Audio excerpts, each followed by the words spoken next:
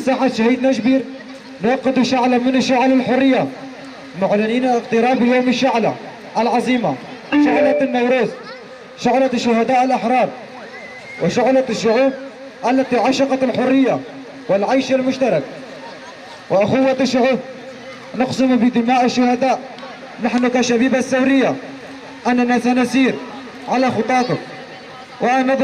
نضرب الظلم والاحتلال كما ضرب كوال الحداد مطرقة العبودية والاستغلال، وأن نكون شعلة منتفضة تؤثر لا مطفى لها، ونقول لكم ونعاهدكم أن نكسر الأغلال من قائدنا وشعبنا، ونعيد أرضنا المسلوبة من المحتل التركي.